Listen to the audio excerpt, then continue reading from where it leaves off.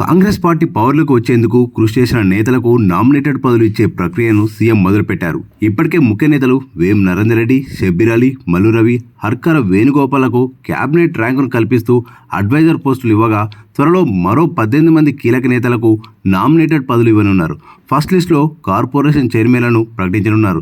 CM ఈ లిస్టును పరిశీలించిన తర్వాత ఢిల్లీకి సమాచారం పంపనున్నారు. అక్కడి నుండి క్లియరెన్స్ రాగానే ప్రకటించే ఛాన్స్ ఉన్నదని కాంగ్రెస్ పార్టీకి చెందిన ఓ కీలక నేత వెల్లడించారు. ఈ నెలాఖరు వరకు నామినేటెడ్ పదవులతో పాటు కేబినెట్ విస్తరణ పూర్తి చేయాలని సీఎం రేవంత్ రెడ్డి సిద్ధమయ్యారు. ప్రాధాన్యత క్రమంలో పేర్లను వెల్లడించనున్నారు. త్వరలో రానున్న లోక్సభ ఎన్నికల్లో మైలేజ్ పొందేలా నామినేటెడ్ పదవులు ఇవ్వనున్నారు. ఇందుకోసం పార్టీ కసరత్తు చేస్తున్నది. పార్టీలో అసంతృప్తి రాగం వినిపించకుండా జాగ్రత్తలు తీసుకుంటున్నారు.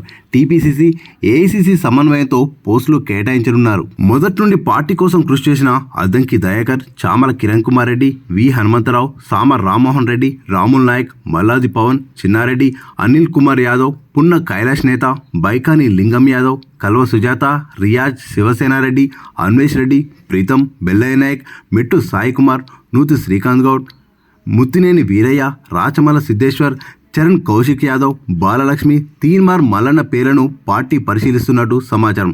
వీరిలో కొందరికి కార్పొరేషన్ చైర్మన్లు, మరికొందరికి ఇతర పదవులు ఇవ్వాలని పార్టీ కసరత్తు చేస్తున్నట్టు తెలిసింది. దీంతో పాటు ఇటీవల జరిగిన అసెంబ్లీ ఎన్నికల్లో టికెట్లు పొంది ఓడిపోయిన మధు యాష్కి గౌడ్, ఫిరోజ్ ఖాన్, జగ్గారెడ్డి, అంజన్ కుమార్ యాదవ్, పొదం వీరయ్య, సునీతారావు, సంపత్ కుమార్లకు కూడా ప్రాధాన్యత కల్పించాలనే భావనలో పార్టీ ఉన్నట్టు సమాచారం.